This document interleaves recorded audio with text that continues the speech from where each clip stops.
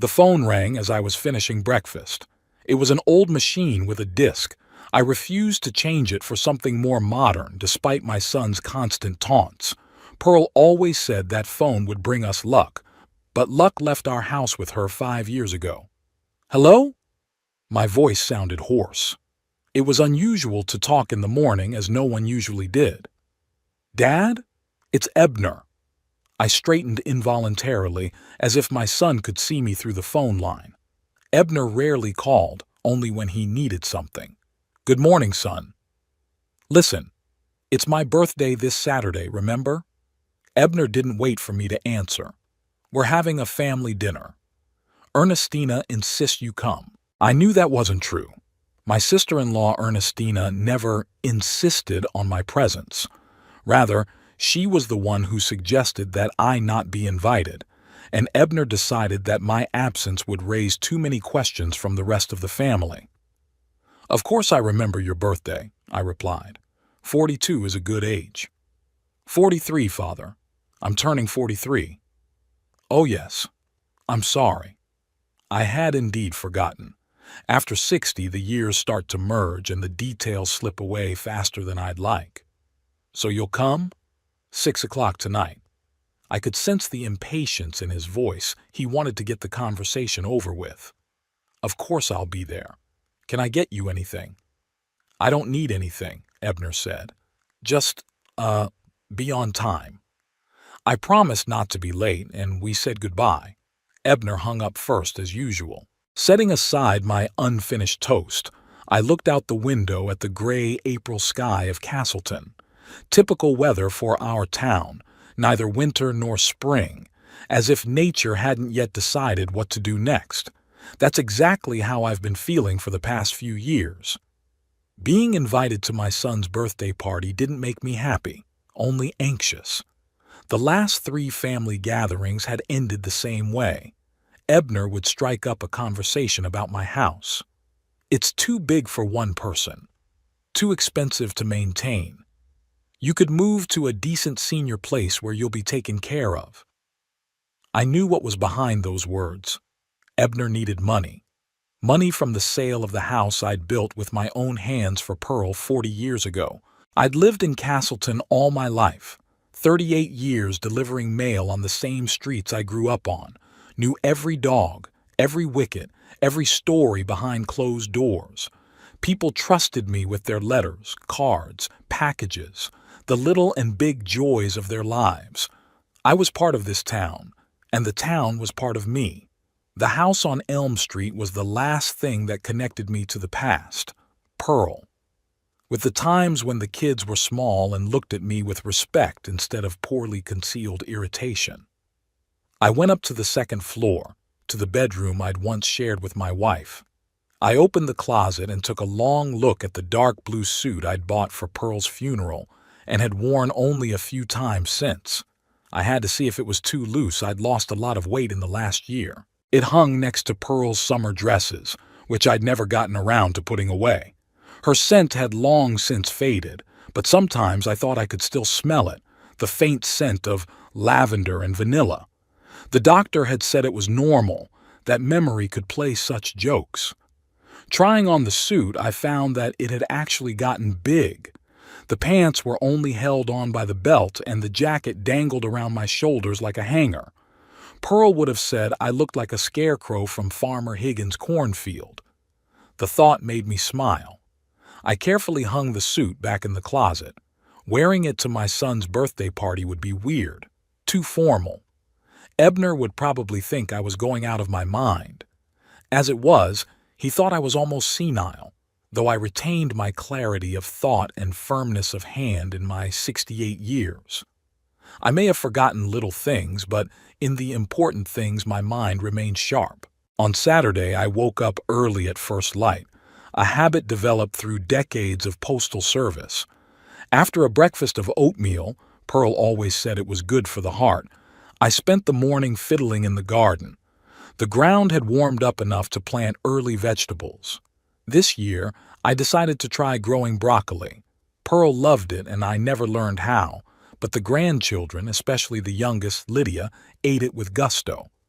By noon, I was done with the beds, and after washing my hands, I made myself a ham sandwich. I turned on the radio, an old model that Pearl and I had bought back in the 80s. It was broadcasting news about some political scandal in the Capitol, but I didn't care much for it. Politics had always seemed a dirty business to me, and in recent years especially so. After dinner, I decided to take a nap. It was going to be a tiring evening. I lay on the couch in the living room under a picture of Pearl and me in front of Lake Champlain. That trip to Vermont had been our last vacation together, a year before her diagnosis. I woke up to the alarm clock ringing at 4 o'clock. Showering and shaving took half an hour. I'd gotten slower with age, though I'd never admit it. I chose the dark brown slacks and plaid shirt Pearl had given me for our last Christmas together. I decided not to wear a tie. Ebner would find something to complain about anyway. At 5 o'clock I was ready, but it was too early to go out. Ebner's house was on the other side of Castleton, in a new neighborhood where young families with money were settling. 20 minutes by car, no more. I sat in the chair by the window, the same one where Pearl liked to knit in the evenings, and looked out at the street where the neighborhood kids were playing. My kids used to run down that street too, once upon a time. Willow was always serious, responsible, like a little adult. Ebner, on the other hand, was loud and demanding. Pearl said he'd inherited my stubbornness, but I saw him more as my father, a man who always knew what he wanted and wasn't shy about taking it. At 15 minutes past 6, I left the house, locking the door carefully. My old Ford started on the third try, another reason for Ebner's taunts. "You're driving scrap metal, Father. It's dangerous. One day it's going to stall in the middle of the road, and what are you going to do?" But the car was reliable despite its age, and so was I. The drive to my son's house was familiar but unpleasant. Every time I drove past new houses with perfect lawns and identical mailboxes, I felt like a stranger. Castleton was changing, becoming part of the big world, losing its character and coziness. Perhaps it was just senile grumpiness, but I missed the town of my youth. As I pulled up to Ebner's house, a 2-story brick building with columns at the entrance. Why do you need columns in Castleton, where the tallest building is the 3-story City Hall?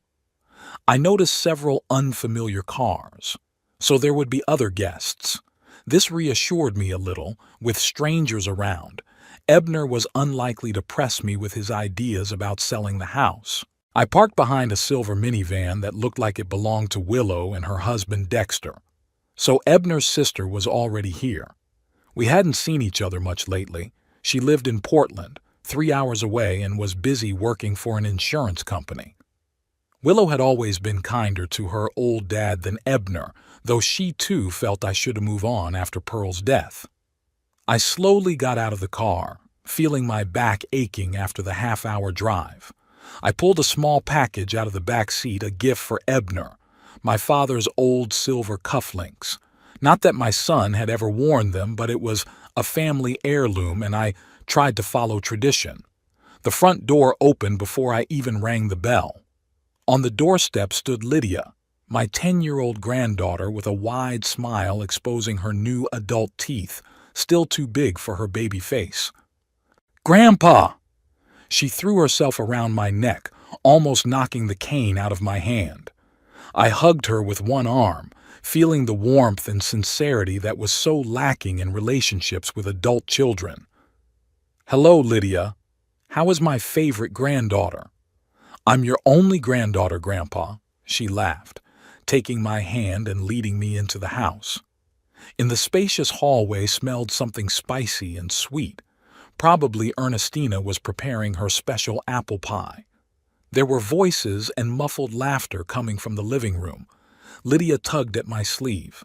"You know what, Grandpa? I've lost another tooth. Look!" She opened her mouth wide, showing the empty space between her bottom teeth. "Has the tooth fairy come yet?" I asked, taking off my jacket. "Dad, stop filling her head with those fairy tales." Ebner appeared in the living room doorway, tall with a noticeable gray in his hair but still slim and trim. "Hello, Father, you're just in time." He said it as if he expected me to be late. I nodded, handing him the package. "Happy birthday, son." Ebner took the gift with a barely perceptible grimace. He'd never been able to hide his emotions, even as a child. "Thank you," he said without much enthusiasm. "Come on in. Everyone's already gathered." I followed him into the living room where the sofas and armchairs were filled with guests. Willow immediately came up to meet me, giving me a hug and a kiss on the cheek. She smelled like some kind of expensive perfume, not like Pearl, who preferred plain lavender water. "Papa, I'm so glad to see you." Her eyes, so like her mother's, glowed with genuine warmth. "You look well." It was a lie, of course. I knew what I looked like: old, thin, with wrinkles that had gotten deeper since Pearl's death. But a lie like that felt good. "You too, daughter," I replied, and it was the truth. Willow had always been beautiful, even as a teenager, when most kids go through an awkward phase. Dexter, her husband, shook my hand, firmly, but without being overly forceful. He was a good man, an accountant, quiet and reliable. Pearl approved of him, which was the highest praise. "Hello, Mr. Lamston," he said with a smile. "How are you?" "Not bad for an old man," I said, sitting down in the chair he offered me. I knew the other guests vaguely, a couple of Ebner's business friends, neighbors whose names kept slipping my mind. They nodded politely at me, but made no conversation. I was a stranger at this party, despite my family ties. Ernestina appeared from the kitchen, wiping her hands on her apron. My sister-in-law was an attractive woman, not a beauty but with correct features and a good figure, which she had retained after 2 pregnancies. Her brown hair was gathered into a neat bun, and a polite smile played on her lips that didn't reach her eyes. "Hello, Ward." She never called me daddy or father, only by my first name, as if I were just an acquaintance, not her husband's father. "I'm glad you could make it." I nodded, accepting the wine glass she held out to me. "Thank you for the invitation, Ernestina. It's always so cozy at your place." That was a lie, too. Ebner and Ernestina's house was never cozy. Too perfect, too sterile, like an interior design magazine. Not a single book out of place, not a single picture that wasn't perfectly aligned. Pearl called homes like this unlivable. Grandson Toby, Ebner's 14-year-old son, slipped into the room and sat silently in the corner with his phone in his hands. I waved at him, but he pretended not to notice. At his age, it probably wasn't cool to hang out with his grandfather. Dinner passed in a tense atmosphere. I tried to be polite, answering questions about my health and how I was coping alone in such a big house. Ebner and Ernestina often glanced back and forth as if they were having a silent conversation. I noticed Willow frown when Ebner mentioned my house for the 3rd time. After the main course, a superb roast duck with oranges, Ernestina brought out a cake. 43 candles created a near-fire hazard, but Ebner pulled it off, blowing them all out with one mighty exhale. The guests applauded. "Before we cut the cake," Ebner said, standing up with a glass of wine in his hand, "I have some news to tell you. Some of you already know, but for the rest of you, it will be a surprise." He looked at me and I felt an unpleasant chill. This is it, I thought. Now he's going to start talking about my house. My printing company, Lamston Print, has been offered a major contract with the Royal Comfort Hotel chain. That means we'll have to expand. New equipment, more staff, maybe even a new premises. The guests hummed approvingly. Ebner raised his hand, calling for silence. Of course, that requires investment. I've applied to the bank for a loan, and preliminary approval has been received. But, he looked at me again, the bank requires additional collateral, something more substantial than our house, which is already mortgaged. I felt everyone's eyes turn to me. Willow shook her head slightly, a barely perceptible movement, but I could tell she didn't approve of what her brother was about to say. "Father," Ebner turned to me fully, "Ernestina and I have been thinking about your house on Elm. It's big, old, needs constant upkeep. It's hard for you to handle it alone." "I can handle it," I said quietly but firmly. "Of course you do." Ebner smiled, the condescending smile I hated. "But we're all worried. What if you fall? What if there's a fire? You're far away from us. We won't be able to get here quickly." I wanted to say that they don't come anyway, even when I ask, but I kept silent, not in front of guests. "What's your point, Ebner?" I asked, even though I knew the answer perfectly well. "We found a great place in Sun Valley. It's a new senior complex on the outskirts of town. They have medical staff, a common dining room, even a swimming pool. And most importantly, you'll be among people your own age, not alone." "I don't want to live among people my own age," I replied. "I want to stay in my house." Ebner sighed as if he were explaining something to an uncomprehending child. "Father, be reasonable. If you sell the house, you'll have enough money to live comfortably in Sun Valley for the rest of your life, and there'll be enough left over for, other things." "Your business?" I finished for him. There was an awkward silence in the room. Willow coughed. "Ebner, can we not do this tonight? It's a holiday after all." My son ignored his sister. "It's a win-win for everyone, Father. You'll be safe, you'll be taken care of, and I can expand the business, secure a future for my children, your grandchildren. Isn't that what Mom would have wanted?" Mentioning Pearl made me angrier than any manipulation I'd ever experienced. "Don't you dare say what your mother would have wanted," I said, feeling my voice shake. "Pearl would never approve of me being evicted from the house I built for her." "No one is talking about eviction," Ernestina intervened in her soft but insistent voice. "It will be your voluntary decision, Word, for your own good." I looked at her, then at Ebner, and suddenly realized that they had already decided. They were just waiting for me to agree so they could act. They'd probably already done the paperwork and booked a place at Sun Valley. "I need to think about it," I said, rising from the table. "It's a big decision." "Of course, Father," Ebner smiled, but his eyes remained cold. "Think about it. But not for too long. The bank gave us 2 weeks to provide collateral, or the contract would go to a competitor." I nodded, not trusting my voice. Willow threw her brother a judgmental look but remained silent.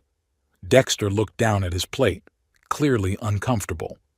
The guests looked at each other, unsure how to react to the family scene. Ernestina, who was always good at smoothing over sharp edges, clapped her hands together. "And now the cake. Who wants a piece?" The conversation moved on to other topics, but the tension remained. I sat in silence, picking the cake with a fork which I could not taste. My mind was spinning with thoughts of home, of Pearl, of how quickly my children had forgotten everything we'd taught them: respect for their elders, family values, selflessness. When Ebner proclaimed a toast to his future success, I raised my glass with everyone else but didn't drink. I looked at my son and saw a stranger to whom I was only an obstacle to greater wealth. "What has happened to us, Pearl?" I thought, looking out the window at the darkening Castleton sky. "Where did we go wrong?" After an awkward conversation about my house, dinner continued in a strange, strained atmosphere. The guests tried to pretend nothing had happened, but their voices were a little louder than usual. Their laughter was nervous, and their glances slid in my direction every now and then. I became the unwitting center of attention, an old man trying to be evicted from his own home under the pretense of caring. A classic family drama that everyone there hoped to avoid in their own lives. Ernestina bustled around the table, pouring wine and offering a dessert refill. Her smile seemed glued on and her movements too abrupt. She'd always been a perfectionist, and any crack in the facade of perfect family life threw her off balance. Ebner, contrary to my expectations, didn't back down. After drinking more wine, he became even more insistent, as if the alcohol had given him the courage for a conversation he'd been planning for a long time. "You know," he said, addressing all the guests but looking at me, "my father has always been stubborn. Pearl, my mother, often said it was easier to move a mountain than to change his mind." Several of the guests chuckled politely. I kept a calm expression on my face, even though everything was boiling inside. Ebner never spoke of his mother by name in my presence. It was his way of distancing himself, of showing that Pearl didn't just belong to me. But now it was no longer stubbornness, but how do I put this softer? Ebner paused as if he were really searching for words, though I had no doubt his speech had been prepared in advance. An unwillingness to recognize reality. Age changes. "Ebner," Willow said quietly, but my brother ignored her. "2 weeks ago," he continued, looking at the guests, "I stopped by my father's house unannounced. You know what I found? The gas stove was on. No fire, just gas going. And my father was sitting quietly beside it, reading the newspaper, not noticing anything. It was a lie. 2 weeks ago, Ebner did come by, but there was no stove on. I wanted to object, but I knew it would look like an excuse and therefore an admission of guilt. Last month," Ebner raised his voice, sensing that he had my attention, "my dad forgot to pay the electric bill. I had to go over there and take care of it. And before that, there was the story of the forgotten keys.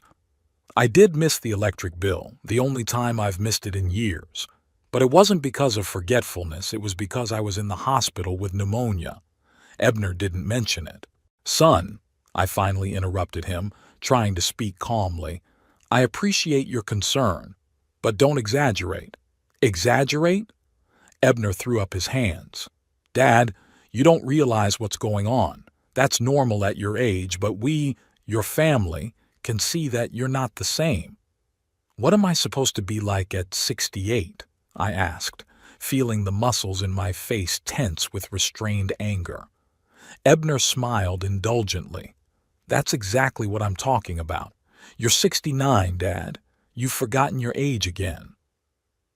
I did turn 69 in February, but I used to think of myself as 68 years old, which is what happens when the days blend into a monotonous sequence. But I realized that, to everyone here, it was another sign of my fading. "So," Ebner turned to the other guests, as if I were no longer able to participate in the conversation, "Ernestina and I found a great place. Sun Valley is not a nursing home, as some might think. It's an active living complex for seniors." I noticed a few of the guests looked at each other. Everyone knew that active living complex was just a euphemism for a nursing home designed to sound less intimidating. "It's got everything you need," Ernestina interjected enthusiastically. "Nurses around the clock, panic buttons in every room, a common dining room with a dietary menu. And the price is right," Willow added quietly. "It's not cheap," Ebner nodded, "but if we sell my father's house, we'll have enough money for years to come. And we're going to have to sell it someday, so why not now when it might do us some good?" "Benefit to whom?" I asked, looking straight into my son's eyes. There was an awkward pause. Dexter, Willow's husband, coughed and tried to change the subject. "That's a great cake, Ernestina. Did you bake it yourself?" But Ebner didn't let his wife answer. "Good for everyone, Father. For you, safety and care. For us, peace of mind for you. And yes, for my business too. I make no secret of that. But don't you want your children and grandchildren to prosper?" "I want my children and grandchildren to learn to respect my wishes," I answered quietly, but firmly. "This house is not just an asset. It's—" "We know," Ebner interrupted, rolling his eyes. "This is the house you built for Mom. We've heard that story 1,000 times, but Mom's been gone for 5 years and you're clinging to the past instead of thinking about the future." Mentioning Pearl in that context hurt more than any hint of my failure. I felt my fingertips go numb, a sure sign of rising blood pressure. I needed to calm down. I took a deep breath and exhaled slowly, just like Dr. Hansen had taught me to do. "Let's change the subject," Willow suggested, noticing my condition. Today was Ebner's birthday, not a family council. "Yeah, you're right." Ebner suddenly smiled, as if he'd just remembered the holiday. "I propose a toast to the future, to new beginnings and bold decisions." He raised his glass and everyone followed suit. I also took mine, half filled with red wine, which I almost never drank. Alcohol did not mix well with my medications. "To the future," the guests repeated in a discordant chorus and sipped from their glasses. I had just brought my glass to my lips when I noticed a strange movement out of the corner of my eye. Ebner, who sat at my right hand, quickly removed his hand from my glass. It was almost imperceptible, if it hadn't been for my years as a mailman, when I'd learned to notice the smallest details. I would have missed the gesture. I pretended to take a sip, but in fact the wine didn't even touch my lips. Examining the glass closely, I noticed nothing unusual, no powder on the surface, no change in color. But my intuition, which rarely failed me, signaled danger. Why would Ebner put something in my glass? Thoughts raced frantically through my mind. Poison me? No, too drastic even for Ebner. Probably some kind of laxative or diuretic to embarrass me in front of the guests, proving my helplessness once again. "See, he can't even control his bowels, bladder. He needs constant care." The perfect argument to convince everyone of the need for me to move to Sun Valley. Outrage fought in my soul with longing. Would my own son really be willing to do such a despicable thing? For what? For money? Or had his dislike for me grown over the years to the point where he was willing to humiliate his own father for petty gratification? Meanwhile, the conversation at the table returned to its usual course. They discussed the latest city news, children, politics, all the safe topics that usually come up at family dinners. I barely participated, pondering what to do next. I could just not drink the wine, but then Ebner's plan would still work. He'd say I'd become paranoid, afraid of my own family, making up conspiracies. Another sign of senile dementia. I could accuse him right here, in front of everyone, but who would believe an old man without proof? Ebner would just laugh and wag his finger at the guests, saying, "See what I was talking about?" And that's when I came up with an idea. Simple, but effective. An eye for an eye, as the Bible says. If Ebner wants someone to be embarrassed today, it shouldn't be his father. I waited until everyone was engrossed in a story one of Ebner's friends was telling. Something about a fishing trip and a giant trout that had fallen off the hook, a common tale that fishermen have been repeating since time immemorial. Everyone looked at the narrator, who was gesticulating vigorously in the center of the table, mimicking the size of the non-existent fish. Taking advantage of everyone's attention to the story, I discreetly switched my glass with that of Ernestina, who was sitting to my left. It wasn't difficult. The glasses were close, and I just had to make a quick movement before anyone looked in my direction. My conscience pricked me. Ernestina didn't deserve to be the victim instead of me. But then I remembered all her cold looks, all the times she'd supported Ebner in his efforts to get rid of me, all the times she'd kept the grandkids from visiting their grandfather, citing my tiredness. She was an accomplice, not an innocent victim. And then I say to him, "Frank, either you pull that fish out now or I'm going to push you into the lake," finished the narrator to general laughter. Ebner raised his glass. "To fishing stories that never change." Everyone drank again. I took a sip from Ernestina's glass, feeling the slight bitterness of wine on my tongue. I didn't notice any foreign flavor. Whatever Ebner had spiked it with was well dissolved and tasteless. Probably a laxative then. I wondered how fast it would take effect. Ernestina drained the glass almost to the bottom. She always drank faster than a lady should, as Pearl had said. I noticed that Ebner cast a quick glance at me, checking that I had drunk my wine.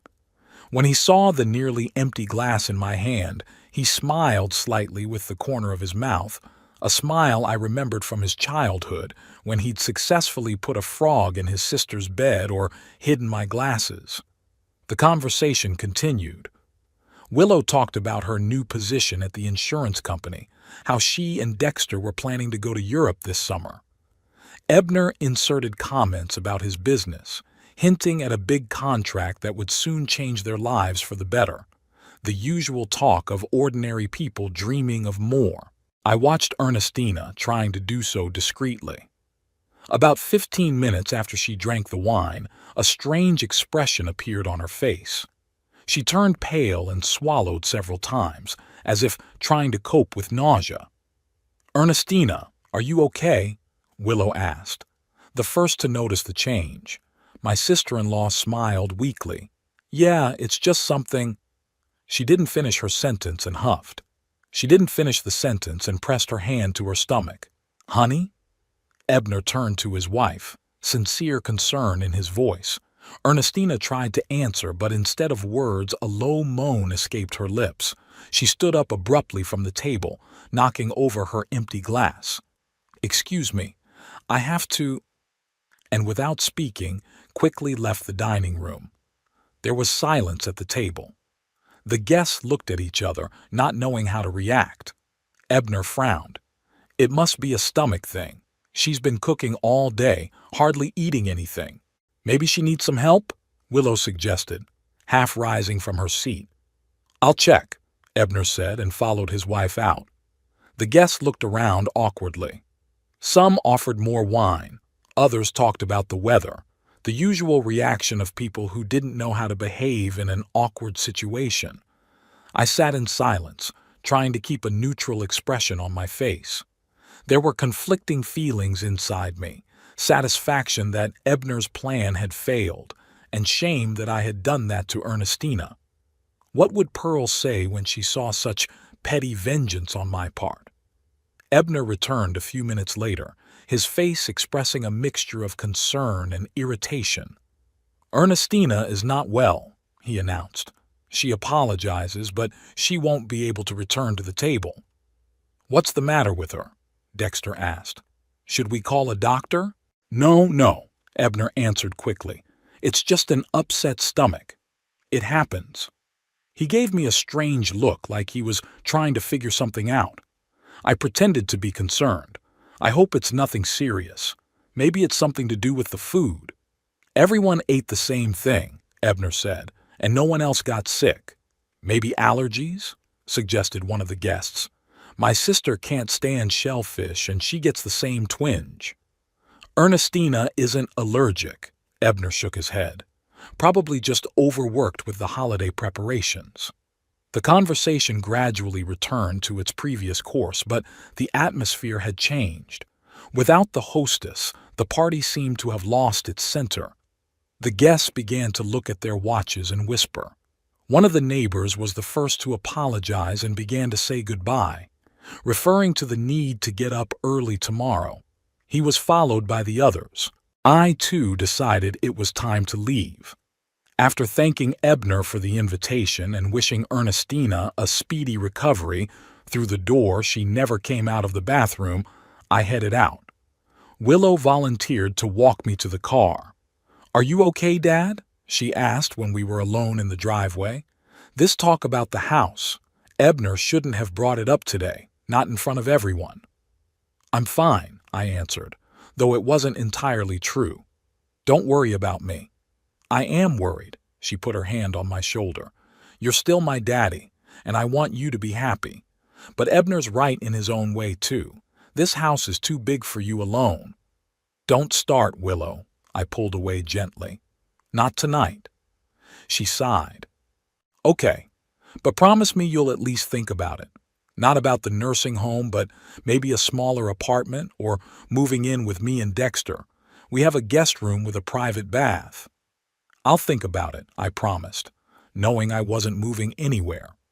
My house was the last thing that connected me to Pearl, to our life, to a past that was becoming more and more blurred by the day. Willow hugged me goodbye, and I smelled her perfume, not at all like Pearl's, but somehow it reminded me of her. Maybe because there was the same tenderness in her daughter's gesture that I remembered in my wife's touch. I was just getting into the car when the front door of the house opened abruptly and Ebner appeared on the doorstep. Even in the darkness, I could see that his face was contorted with anger. "Dad!" He walked quickly to the car, ignoring Willow, who was still standing nearby. "What did you do? What are you talking about, son?" I tried to make my voice sound innocent and surprised. "Don't pretend!" Ebner was almost shouting. "Ernestina is very sick. What did you put her on?" Willow gasped. "Ebner, what are you talking about? Daddy didn't slip her anything." "Then why did she lock herself in the bathroom with—" He paused, apparently aware of his sister's presence, and continued in a quieter voice. "With an upset stomach. What is that but poisoning?" "Maybe food poisoning," I suggested. "Or a virus." "Don't you dare make a fool of me." Ebner leaned against the open car window, his face only a few centimeters from mine. "I saw you switch glasses. Do you think I'm blind?" I stayed calm, even though my heart was pounding like crazy. "I don't know what you're talking about, Ebner." "What glasses?" "You know which ones," he said through gritted teeth. "Yours and Ernestina's. Somehow you found out and decided to take revenge. But you won't get away with it, old man." "Ebner, that's enough," Willow intervened, pulling her brother away from the car. "You're drunk and you're talking nonsense. Dad didn't poison anyone. Why would he do that?" Ebner looked at me with such hatred that I could almost physically feel the heat of it. But there was something else in that look too. Confusion. Incomprehension. He knew I'd somehow figured out his plan, but he couldn't figure out how. "This isn't over," he said quietly without shouting, which made his words sound even more menacing. "You can't cling to the past forever, Father. Change is inevitable, whether you like it or not." He turned and headed back into the house with a quick stride, leaving Willow at a loss. "What was that all about?" she asked, walking back to my car. "Why is Ebner accusing you of poisoning Ernestina? That's absurd." I shrugged. "Your brother always had a flair for the dramatic. He must have had too much to drink." Willow shook her head. "No, there's something wrong. I've never seen him so angry."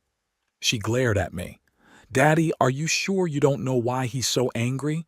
I could have told her the truth. I could have explained that Ebner had tried to humiliate me by putting something in my glass and how I'd turned the situation against him. Willow was always fair. She'd understand, I guess. But something held me back. Maybe a reluctance to drag my daughter into the conflict between me and my son. Maybe I was ashamed of my own petty behavior. Or maybe I was just tired of it all and wanted to get back to my quiet, empty house. "I don't know, honey," I said, starting the car. "Maybe it'll be clearer in the morning. Say hi to Dexter." Willow was clearly not satisfied with my answer, but she didn't insist. She gave me another hug through the car window and backed out, letting me pull out of the driveway. In the rearview mirror, I saw her standing with her arms crossed over her chest, watching the car drive away. Farther away, in the lighted doorway, Ebner's silhouette darkened as he watched us. I drove through the night streets of Castleton feeling a strange mixture of satisfaction and bitterness. What had happened tonight was only a symptom of a much deeper problem. My family had fallen apart and I didn't know if I could put it back together again. Turning on the radio, I heard an old song that Pearl and I had often listened to when we were young. The tune reminded me of a time when things were simpler, when the future seemed bright and promising, and my children looked at me with love instead of annoyance. "What happened to us, Pearl?" I thought again, gazing down the dark road. "Where did it all go wrong?" There was no answer, of course, only the quiet music from the speakers and the thought that tomorrow I would have to face the consequences of tonight. And they, I was sure, would not be long in coming. I woke up early, as usual. Old letter carrier habits don't disappear with retirement. My body still considered 5 in the morning the perfect time to start the day.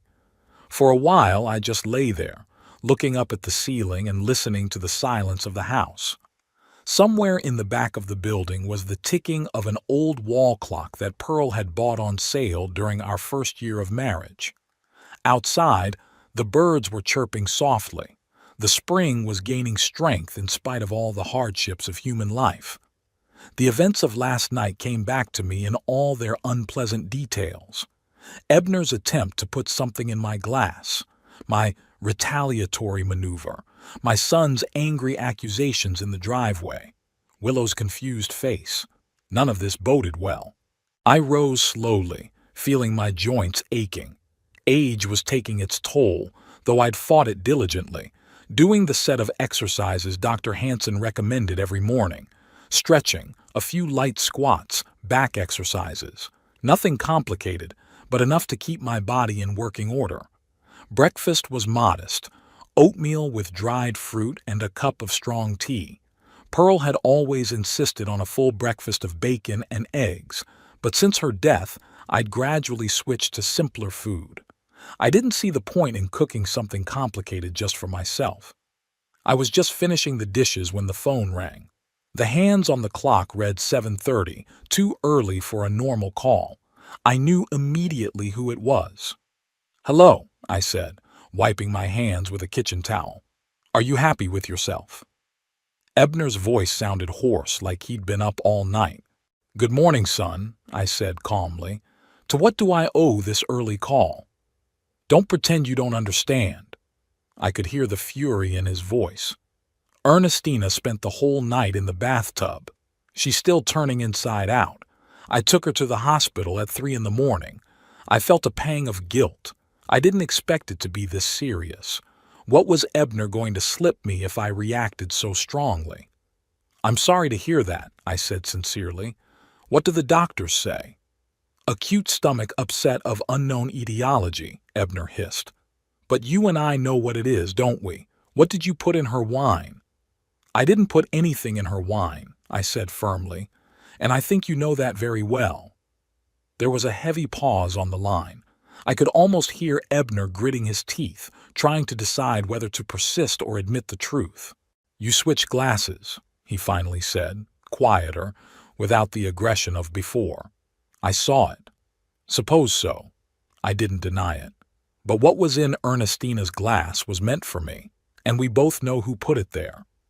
There was silence again, longer this time. When Ebner spoke, his voice sounded tired and detached. It was a harmless laxative, just to embarrass you a little in front of the guests and make you realize you can't live alone. No harm to your health. Harmless? I couldn't believe my ears. Ernestina had to be taken to the hospital. "Maybe she's allergic," Ebner snapped. "Or maybe you'd gotten it wrong and slipped her something of your own. You haven't been yourself lately, Father." I took a deep breath, trying to stay calm. Ebner had always been like that. Even as a child, he'd never admitted his mistakes, always found a way to put the blame on others. "Anyway," I said, "I hope Ernestina feels better soon. Give her my apologies." "Apologize?" Ebner grinned bitterly. "Do you really think a simple sorry is going to be enough, after what you did?" "What did you expect after what you planned to do?" I asked quietly. "This is different." He sounded absolutely convinced that he was right. "I did it for your own good. You're a stubborn old man who can't see the obvious. You need help. You can't live alone. And the best way to convince me of that is to put laxatives in my glass?" I shook my head, even though Ebner couldn't see it. "Son, I'm disappointed." "Don't you dare call me that," he suddenly exploded. "Don't you dare pretend to be a caring father. Where was your concern when I really needed it? When Ernestina and I were trying to buy a house and the bank refused us a loan because of my credit history?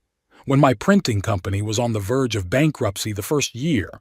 When Toby needed surgery and our insurance didn't cover all the costs?" I was silent, stunned by this sudden flood of accusations. Some of it was fair. I wasn't always there when I was needed.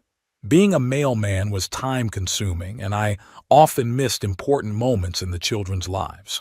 But the other part was a clear exaggeration. I helped Ebner with a down payment on a house, acted as a guarantor on his mortgage despite his bad credit history. I'd given money for Toby's medical treatment, even though Ebner later insisted it was a loan and returned the entire amount, refusing to accept the help. "I've always tried to help you, son," I finally said. "But you always wanted more." "That's enough," Ebner cut me off. "I didn't call to get into a fight. I just wanted you to know this isn't over. What you did to Ernestina, I won't forget it." And he hung up without waiting for me to answer. I slowly put the phone back on the lever, feeling my hands shaking. Anger, resentment, disappointment all mixed up in my soul. But strongest of all was the bitterness of realizing how deep the gulf between me and my son was. Once I held him in my arms, taught him to ride a bike, helped him with his homework. Now he looked at me as an obstacle, as a problem to be solved. To distract myself from the heavy thoughts, I decided to check my email. This had always been a challenge for me. Computers came into my life too late, when the habit of paper letters and face-to-face communication was already deeply ingrained. But Pearl insisted that I learn to use email.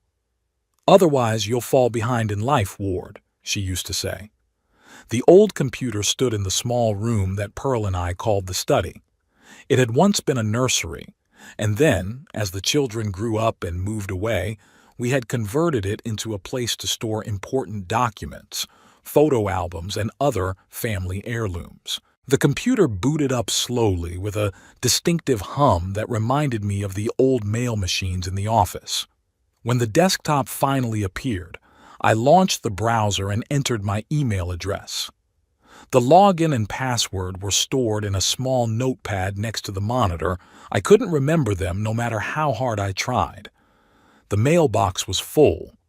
The last time I'd checked it was months ago, and since then I'd accumulated a lot of mail, mostly advertisements and newsletters I'd once subscribed to and didn't know how to unsubscribe. But among them were some important messages. From the bank, from the insurance company, from the municipality. I began to go through them methodically, deleting the unnecessary ones and keeping the important ones. Suddenly my eye caught a familiar name, First National Bank of Castleton, the same bank where I had an account and where, I recalled, I had guaranteed Ebner and Ernestina's mortgage 3 years ago. It was shortly after Pearl's death. Ebner and his family were living in a small apartment on the outskirts of town at the time, and an opportunity came up to buy a house in a new neighborhood. Because of a failed business project when he was younger, Ebner had a bad credit history, and the bank refused to give him a mortgage without a guarantor. I agreed to help. It seemed like the right thing to do, a way to support my son during a difficult time. Pearl would approve. I opened the letter from the bank. It was dated last month and contained a quarterly report on the status of the mortgage loan on which I was guarantor. Everything looked fine. Ebner and Ernestina were making regular payments. There were no late payments or other problems. But there was a strange line at the end of the report, mention of an additional loan tied to the same collateralized property. The loan was arranged a month ago. The amount was significant, clearly more than needed for household needs, and most surprisingly, I was also the guarantor on the loan. I frowned, trying to remember if I had signed any documents lately. There hadn't been any. Ebner had mentioned the business expansion and the need for collateral at dinner last night, but there had been no mention of the loan being finalized. And I certainly hadn't agreed to be a guarantor. Alarmed, I started looking for other letters from the bank. There were several of them, and they formed an interesting picture. Turns out the bank had been sending me notices about every payment on Ebner's mortgage. Most of them I just hadn't seen since I rarely checked my mail, but they all indicated that my son had been paying faithfully, at least for the last 6 months, which covered the letters I found. And then, about a month ago, there were messages about a new loan. One of them contained scanned copies of documents, and I opened them, feeling anxiety growing. What I saw made me freeze in front of the monitor. The documents bore my signature, or rather, something that was supposed to represent it. but I had never signed those papers. What's more, the handwriting didn't even look like mine. It was a crude forgery that anyone who knew my real signature would have easily recognized. Ebner had forged my signature. My own son committed forgery to get a loan to grow his business.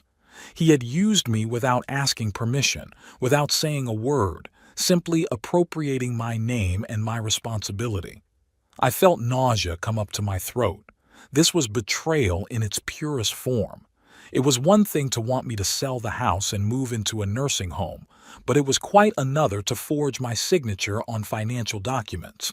It was no longer just disrespectful. It was a crime. Thoughts raced feverishly through my head. What to do? Call the bank? Call the police? Confront Ebner directly?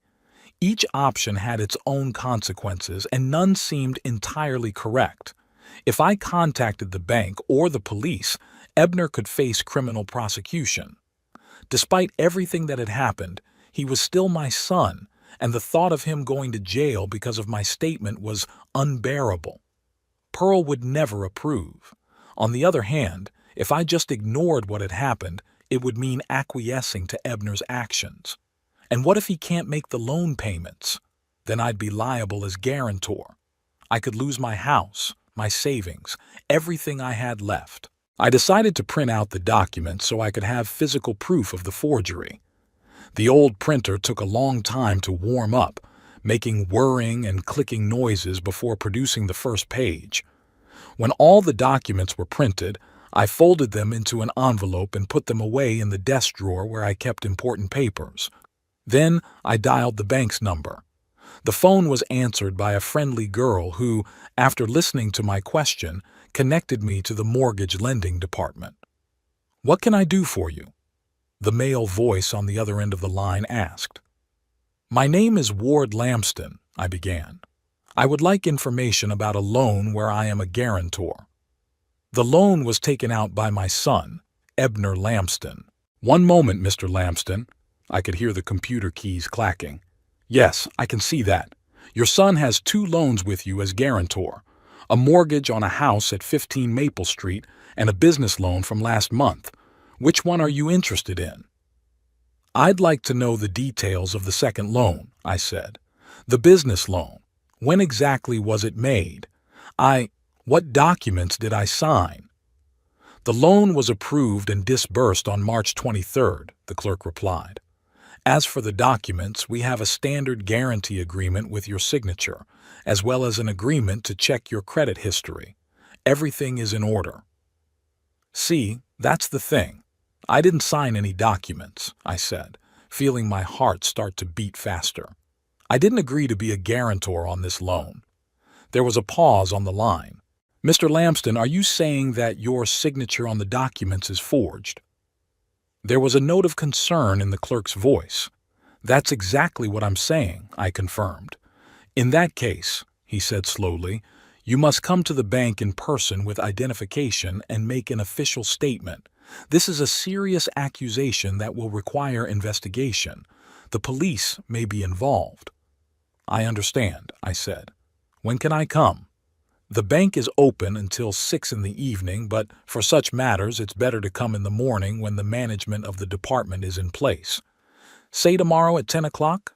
I agreed and hung up, feeling strangely empty. The decision had been made, there was no turning back. Tomorrow I would go to the bank and formally report the forgery of my signature. That would set in motion a process that could have the most serious consequences for Ebner. But something inside me changed after the call to the bank. Bitterness and resentment gave way to cold determination. Ebner had crossed a line. He hadn't just tried to manipulate me or humiliate me. He'd committed a crime that could cost me everything I had. And he'd done it without hesitation, without regret, simply arrogating to himself the right to decide for me. I remembered his words on the phone this morning. This isn't over. He was threatening me, his father, because his plan to humiliate me had failed. What would his actions be next? Another loan on my behalf? An attempt to declare me incompetent to gain control of my finances? Forced placement in a nursing home? No, I couldn't let this continue. It was time to put a stop to it, even if it meant conflict with my own son. Some lessons are only learned through pain, and it looked like Ebner was about to learn one of them. I went back into the study and sat down at the computer again. This time I opened the word processor and started typing slowly, with 2 fingers, just like Pearl had taught me. I wrote down everything that had happened in the last few days, all the facts, all the details that might matter. It was a diary of sorts, a testimony that might be needed if the situation escalated.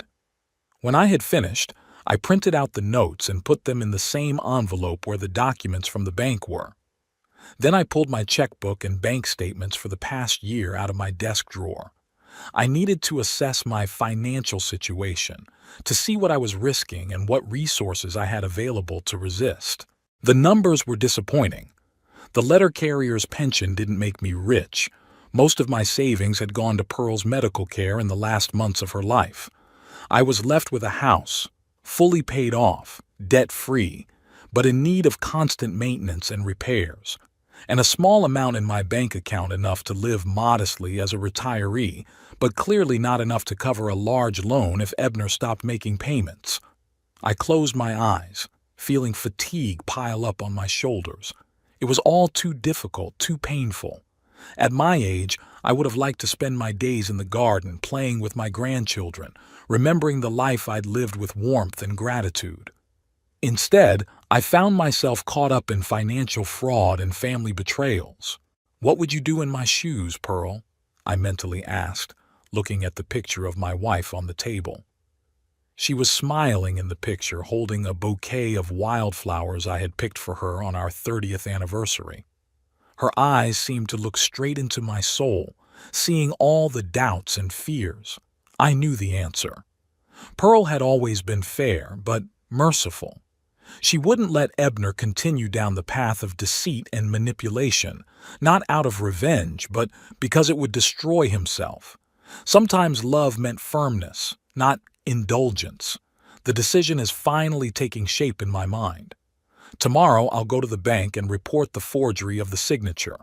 I'll withdraw my guarantee on both my mortgage and my business loan. Let Ebner face the consequences of his actions. Maybe this will be a lesson to him that will make him rethink his attitude toward life, money, and family. It's gonna hurt, for me and for him. But sometimes pain is necessary for healing. As Pearl said, quoting her mother, "A boil needs to be opened so it can heal." I put all the papers away, shut down the computer, and walked out of the study. The house seemed too big and empty, filled with ghosts of the past. But it was my home, my fortress, my last refuge, and I wasn't going to give it up without a fight. The sense of humiliation and betrayal I'd felt when I'd learned about the signature forgery had gradually transformed into cold determination. Ebner had to realize that every action had consequences, and if he thought I was a weak old man who could be manipulated and deceived, he was in for a nasty surprise. The morning was clear and cool, perfect weather for important decisions. I got up early, as usual, but instead of my usual routine, I carefully prepared for my trip to the bank. I picked out my best suit, the dark blue one I'd worn at Pearl's funeral. It still hung a little loose, but today it was just as well. I wanted to look serious and presentable. I shaved extra carefully, even spritzed on some cologne, the Old Spice that Pearl used to give me every Christmas. The smell triggered a flood of memories, our holidays, when the kids were small, when the family was still a unit. It all seemed so far away now, as if from another life. I put the documents in an old leather briefcase, checked to make sure I had my ID and bank cards. Everything was ready. One last look in the mirror showed a tired older man with a determined expression. "You got this, Waird," I said to my reflection, and walked out of the house. The First National Castleton Bank was located in the center of town, in an old stone building with columns. I often passed by it while delivering mail, but I rarely went inside. I preferred to withdraw money from the ATM, and paid most bills at the post office, the old-fashioned way. Inside, things had changed since the last time I'd been here. Fewer tellers, more computers. Young men in suits sat behind glass partitions talking to customers. Brightly colored posters advertised loans, deposits, investment opportunities. Everything looked modern and a little foreign to a person of my generation. Waiting for me in the office was a middle-aged man in an austere suit. He introduced himself as Morton Higgs, head of the mortgage lending department. Sitting next to him was a woman he introduced as Alice Farrow from the legal department. "Mr. Lamston," Higgs began after we had exchanged handshakes and I had sat down across from them, "yesterday you informed our employee that your signature on loan documents may have been forged. This is a very serious allegation and we would like to discuss it in detail." I nodded and took the printed documents out of my briefcase. "I never signed these papers," I said, pointing to the signature on the guarantee agreement. "That's not my handwriting. I didn't even know this loan existed until yesterday, when I checked my email and saw the notices from the bank." Farrow took the documents and scrutinized the signature. "Do you have any documents with your real signature with you for comparison?" she asked. I pulled out my passport and driver's license, as well as some checks I had signed recently. Farrow spent a long time comparing the signatures, occasionally glancing at me over her glasses. "Indeed, the signatures are noticeably different," she said at last. "Mr. Lamston, are you prepared to make an official statement about the forgery, and perhaps to give a statement to the police?" "Yes," I answered firmly. "I'm sure of what I'm saying." "Can you suggest who might have forged your signature?" Higgs asked, though I could see in his eyes that he already knew the answer. "My son, Ebner Lamston," I said, feeling the bitterness rise to my throat. "He's the only one who had motive and opportunity. The loan is on his business, from his application." Higgs nodded as if that confirmed his hunch. "Mr. Lamston, let me explain what happens next. We will suspend the loan and begin an internal investigation. If the forgery is confirmed, we will be forced to contact law enforcement. Forging a signature on financial documents is a felony." I took a deep breath. Despite the determination with which I'd come here, the thought of Ebner facing criminal prosecution was heavy. "I understand," I said, "but there's something else." Higgs raised his eyebrows. "Yeah? I also want to withdraw my guarantee on the mortgage loan," I continued, "the one that was taken out 3 years ago when my son bought the house."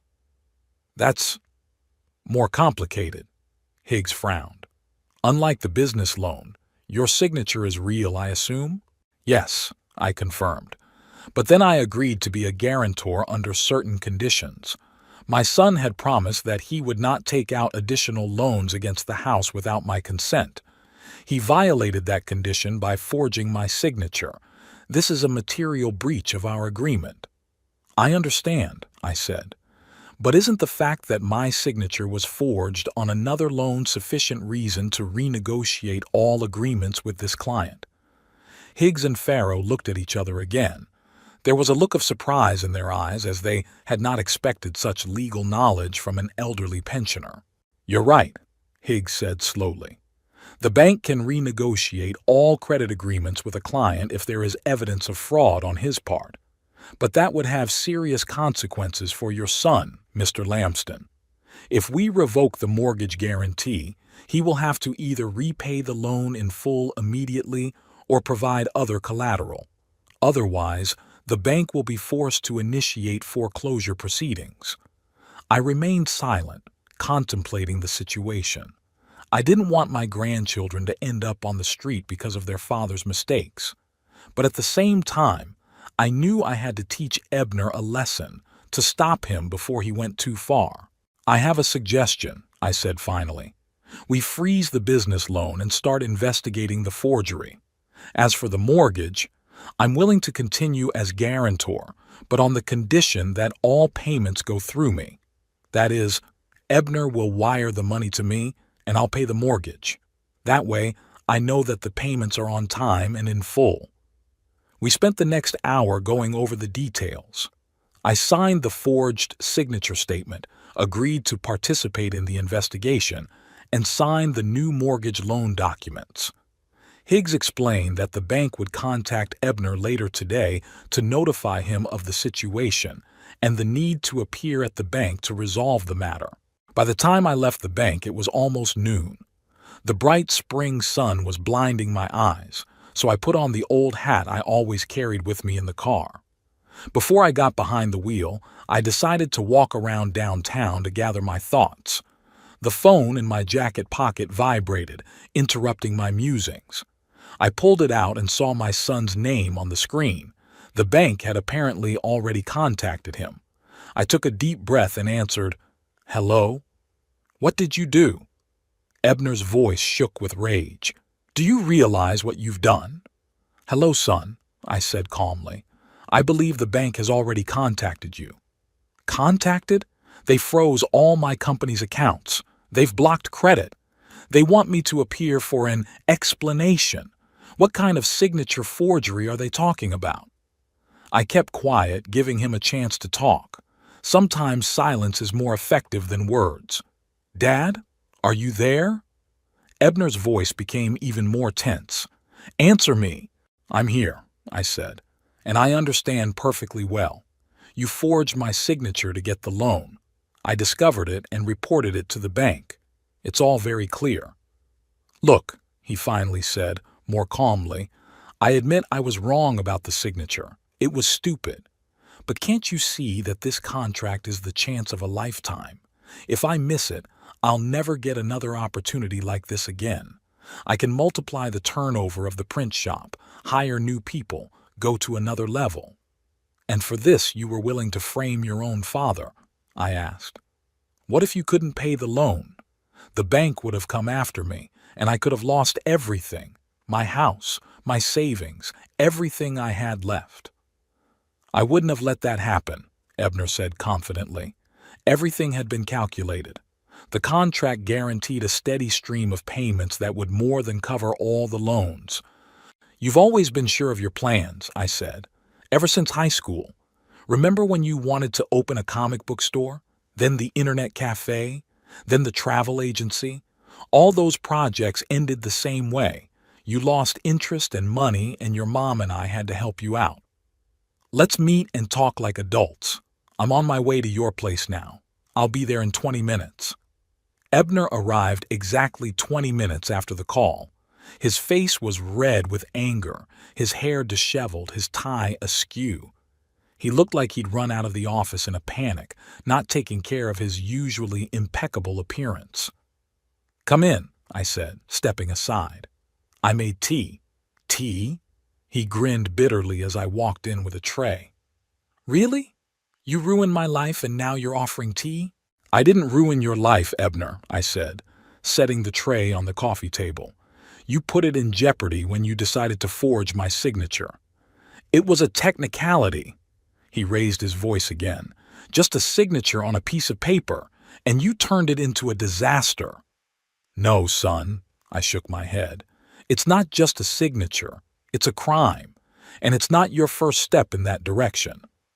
"What are you talking about?" Ebner frowned. "About the laxative you put in my glass," I reminded him. "About how you manipulated me for years to get what you wanted. About how you turned Ernestina against me and even tried to influence Willow." "Bullshit!" Ebner cut him off. "You've become paranoid, Father. You see conspiracies where there aren't any." "I do?" I raised an eyebrow. "Then explain to me why you didn't ask my permission to bail me out, why you acted in secret." Ebner looked away. "I told you I wanted to save time. The contract had to be signed quickly or someone else would have gotten it. And so you decided to risk your freedom and my well-being." I shook my head. "No, Ebner, it wasn't a matter of rushing. You just knew I'd say no." "Of course you would," he suddenly exploded. "You always say no, always standing in the way of my success. When I wanted to go to business school, you insisted on community college. When I wanted to move to the big city, you and Mom talked me into staying in Castleton. All my life you clipped my wings, and now you wonder why I didn't come to you with my hand out once again." I was stunned by this flood of accusations. There was some truth to what Ebner had said.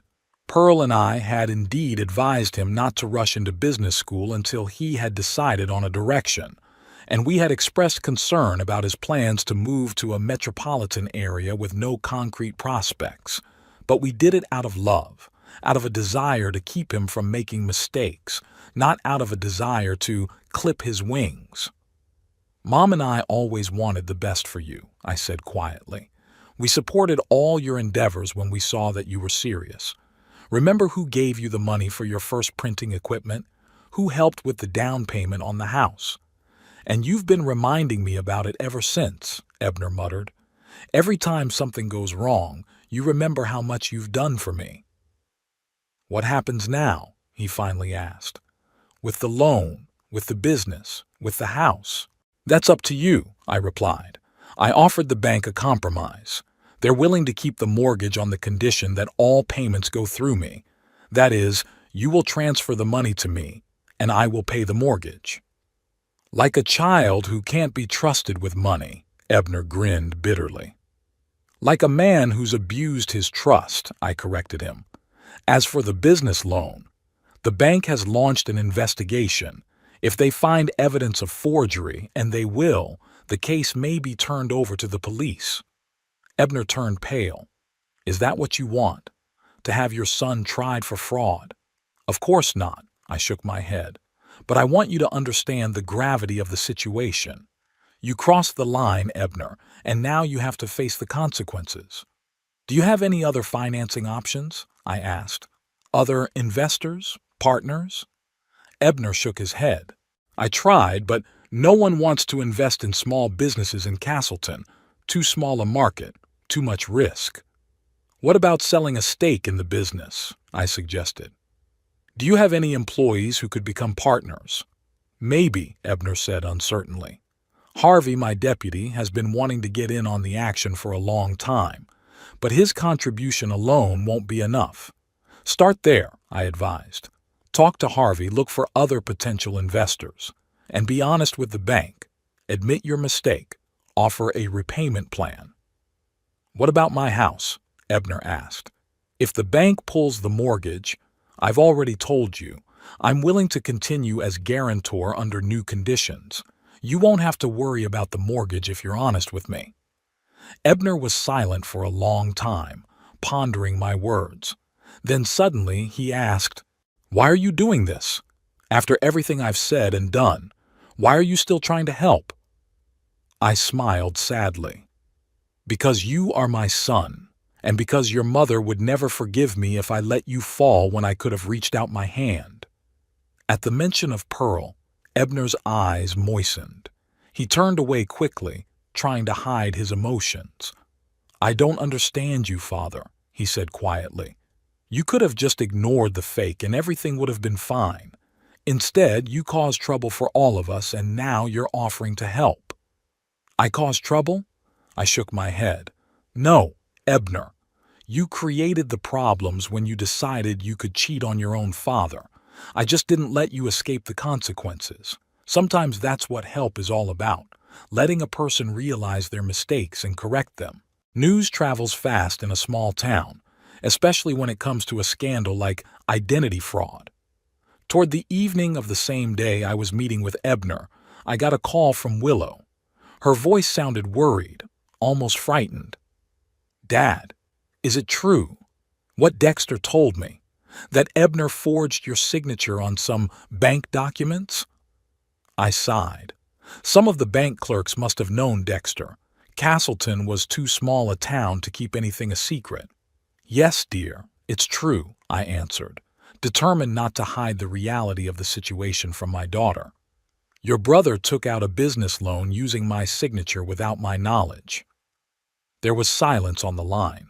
I could almost see Willow rubbing her forehead, a gesture she'd adopted from Pearl when she was upset or puzzled. "I can't believe it," she finally said. "I mean, it's a crime, Dad. What's going to happen now?" "I've already talked to Ebner," I said. "We're trying to find a way out. The bank has opened an investigation, but I'm hoping we can resolve this without involving the police." "Oh my God," Willow whispered. "What about Ernestina? The kids? Do they know?" "I'm not sure," I answered honestly. "Ebner came alone. Maybe he hadn't told them yet." "I'll be there," Willow said firmly. "Tomorrow. Dexter will stay with the kids and I'll come to you. We need to discuss this as a family." I wanted to object, to say that she shouldn't get involved in the conflict between me and her brother, but part of me was glad that Willow was taking my side. My daughter and I hadn't been as close as we had been in recent years, and her support now meant more to me than I could put into words. "Okay," I said. "I'll be waiting for you." The next morning, as I was eating breakfast, the doorbell rang. When I opened it, I saw Ebner. He looked exhausted, with dark circles under his eyes as if he'd been up all night. Behind him stood Ernestina, pale and tense. "May I come in?" Ebner asked without his usual assertiveness. I stepped back silently, letting them into the house. We walked into the kitchen where my uneaten oatmeal was still on the table. "Sorry for the early visit," Ebner said, sitting down at the table. Ernestina sat next to him, hands folded in her lap like a model schoolgirl. "Ernestina and I discussed the situation all night and decided to come to you before I went to the bank." I sat down across from them, waiting for them to continue. "I was wrong," Ebner said, looking me straight in the eye. "What I did to the signature, it was unforgivable. And what happened at my birthday party, with the laxative," he shook his head. "I don't know what came over me. I guess I was just, confused." Ernestina put her hand on his shoulder. "We're both confused, Ward," she said, addressing me personally for the first time in years. "Ebner told me everything, about the signature, about the laxative, about your conversation yesterday."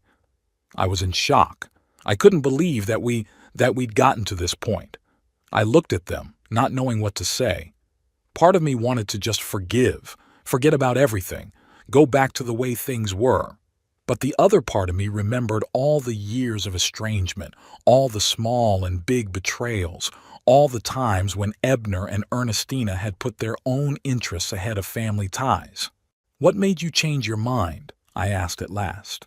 "Yesterday you were ready to accuse me of every mortal sin, Ebner, and today you came to apologize. What happened?" Ebner and Ernestina looked at each other. "The truth," said Ebner. "The truth happened. When I got home yesterday, Ernestina knew right away that something was wrong. I told her about our conversation, about the bank freezing the accounts, about the investigation." He paused, and she asked me bluntly, "Did you really forge your father's signature?" And I couldn't lie. Not to her, not after everything that had happened. Ernestina squeezed his hand. "I was furious," she admitted. "I had never seen Ebner so small. He confessed to everything, not just the signature forgery, but what had happened at the birthday party, how he planned to slip you laxatives to make you feel helpless and agree to sell the house, how he manipulated you for years to get financial support." "And you forced him to come here?" I asked. "No," Ebner shook his head. "It was my decision. After Ernestina expressed everything she thought, we talked for a long time. About us, about our family, about the example we set for our children. And I realized I'd become what I'd always despised, a man willing to betray his loved ones for money." I was silent, trying to comprehend what I had heard. Their sincerity seemed genuine, but I'd known Ebner too long to trust the sudden change without reservation. "What do you want me to do?" I asked bluntly. "Nothing," Ebner answered. "I mean, of course I'd like you to withdraw your statement about the signature forgery, but I realize I have no right to ask you to do so. I'm here to plead guilty and say I'm willing to take responsibility. I'm going to go to the bank and confess." "What about the printing press? The contract?" "I talked to Harvey as you advised," said Ebner. "He's agreed to put up the money and become a partner. It's not as much money as we need, but it's a start. Maybe we can find other investors. And if not, well, we'll have to cancel the contract. It'll be hard, but it's not the end of the world. I looked at my son, trying to see him as the little boy I once taught to ride a bike. That teenager who came to me for advice when he fell in love for the first time. That young man who stood beside me at Pearl's funeral, squeezing my hand tightly when I was ready to break. "I'll talk to the bank," I said finally. "Maybe we can find a solution that won't hurt your reputation or your business, but on one condition." "What's that?" Ebner stepped forward. "No more secrets. No more manipulation. No more trying to control my life or make decisions for me. I'm your father, not an obstacle to your success." Ebner nodded.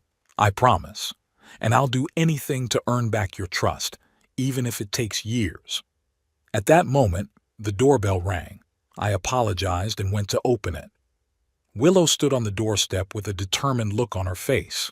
"Daddy," she hugged me, "how are you?" Then, looking behind me, she saw Ebner and Ernestina in the kitchen. "Oh, you're already here." "Willow?" Ebner looked surprised. "What are you doing here?" "Same thing you are, I guess," she replied, walking into the house, trying to make sense of this mess. We all sat at the kitchen table for the next hour discussing the situation. Willow was tougher than I'd expected. She wasn't shy about expressing her disappointment with her brother's actions, and she made it clear that she supported me. "You should have thought about the consequences," she said, looking at Ebner. "What if Dad hadn't discovered the forgery? What if you hadn't been able to pay the loan? The bank would have foreclosed on his house, the only thing he had left of his mom." "I know," Ebner replied quietly. "I didn't think about the consequences. Or rather, I only thought about the benefits, not the risks." "And it wouldn't be the first time," Willow added.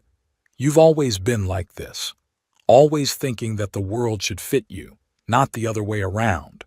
Remember when you borrowed my car without asking and wrecked it? Or how you convinced your mom you needed money for your school books and bought concert tickets yourself?" Ebner lowered his eyes. "I remember, and I'm ashamed of it." "Shame is a good thing," Willow said. "Shame means you realize what you've done. But understanding isn't enough. It takes action to make things right." Ernestina, who had been silent for most of the conversation, suddenly spoke. "We have a plan," she said. "Ebner and I discussed it yesterday. First, he'll confess to the bank that he forged the signature and offer to repay the loan in installments. Second, we'll sell the second car to raise the down payment. Third, like Ebner said, he'll offer a stake in Harvey's business and maybe other investors." "And what about Wired's house?" Willow asked. "Do you still want him to sell it?" Ernestina shook her head. "No. We were wrong to try to pressure him. This house is his, and only he decides what to do with it." I listened to them, feeling strangely relieved. For the first time in a long time, we were having a truly honest conversation, without ulterior motives or innuendo. Even if Ebner and Ernestina weren't completely sincere, the very fact that we were discussing problems openly was already progress. "I think we all need to make some changes," I said as the discussion began to die down. "I'm not without blame for our deteriorating relationship either. After Pearl died, I shut myself away, withdrew from you. Maybe if I'd been more open, more available, things would have turned out differently." "Dad, don't blame yourself," Willow countered. "You had a right to grieve the way you needed to." "Yes," I agreed, "but 5 years is too long to live in the past. Pearl would want me to move on, to be a part of your lives, a part of your grandchildren's lives." I paused, gathering my thoughts. "I have a proposal, a compromise, if you will." All three of them looked at me with interest. "I won't sell the house," I said. "But I could convert the annex into a separate dwelling for myself. A small apartment with a separate entrance is all I need. And the main house," I looked at Ebner and Ernestina, "could be a place for family gatherings, where the grandchildren could stay on weekends, where we could all gather for holidays, a family center of sorts." That's a wonderful idea," Willow said slowly, as if thinking it over. "You'd keep the house, but it would serve the whole family. And we could help fix up the outhouse, Ebner added. I'm good at construction, and Harvey's a former electrician, so he could do the new wiring. I could do the design, Ernestina suggested, and I was surprised to hear the genuine enthusiasm in her voice. Make it comfortable and cozy for you. We continued to discuss details, and gradually the idea became more and more concrete. The annex that used to be a workshop could indeed be converted into a small but comfortable apartment. It would require heating, plumbing, and the addition of a bathroom, but it was all doable. By noon, we had a rough plan of action. Ebner was to go to the bank and come clean. I promised to talk to the bank manager and ask for leniency, given that my son had pleaded guilty. Willow volunteered to help with the legal side of things. Her husband Dexter knew a good lawyer who could advise us. And Ernestina promised to start planning the renovation of the outhouse. As Ebner and Ernestina were leaving, my son stopped in the doorway and turned to me. "Thank you, Father," he said, "for giving me a chance to make things right. I won't let you down again." I nodded, not trusting my voice. Something in the look on Ebner's face, in his tone, reminded me of when we'd been really close. Maybe not all was lost yet. Willow stayed with me. We sat in the living room drinking tea and reminiscing about the past, the good times when Pearl was alive, when the kids were small, when the future seemed bright and cloudless. "Do you think he's really changed?" Willow asked, referring to Ebner. "Or is this just temporary remorse until he gets out of trouble?" I wondered. "I don't know," I answered honestly. "People can change, but it usually happens slowly with difficulty. Ebner had always been impulsive, always looking for the easy way out, but he's also always been capable of genuine love and affection. I guess time will tell." "Do you?" Willow looked at me carefully. "Are you really ready to forgive him after everything he's done?" "I'm working on it," I said. "Forgiveness is a process, not an overnight decision. I want to forgive him. I want to trust that he can change. But trust has to be earned. We'll see how he behaves in the coming months." Willow smiled. "You know, you're an amazing man, Dad. After everything that's happened, you're still able to give people a chance. Mom would be proud of you." The thought that Pearl would be proud of me warmed my heart. I had so often questioned my decisions after her death, so often wondered what she would have done in my place. Maybe I was finally beginning to find my own path. The following weeks were filled with activity. Ebner, as promised, honestly confessed to the bank about the signature forgery. Thanks to my plea and the fact that he had come forward with the confession himself, the bank decided not to take the case to the police, limiting itself to a fine and temporary closure of the line of credit. The business loan was canceled, but Ebner managed to find other investors, including Harvey, and although the amount was less than he had originally planned, it was enough to fulfill the minimum requirements of the contract. Renovation of the annex began almost immediately. Ebner came every weekend with tools and materials, sometimes with Harvey, sometimes with other friends. Willow and Dexter also helped when they could.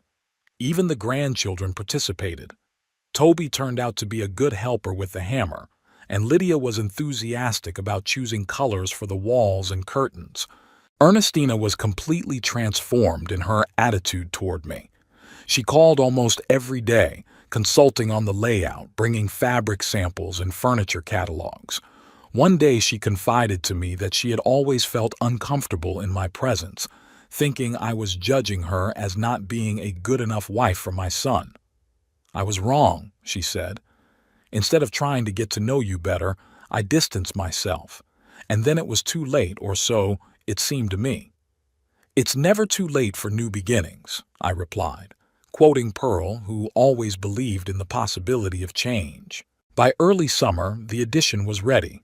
60 square meters of personal space, a bedroom, a small living room, a kitchenette, and a bathroom. Everything was new, modern, but with a touch of antiquity that I had always appreciated.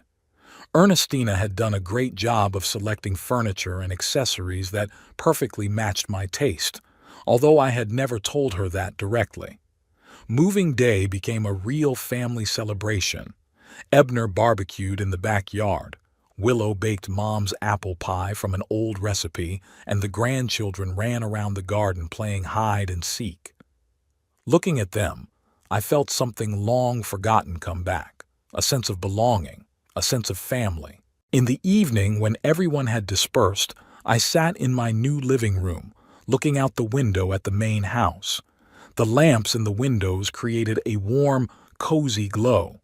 I thought about Pearl, about how much she loved this house, how she had put her soul into it.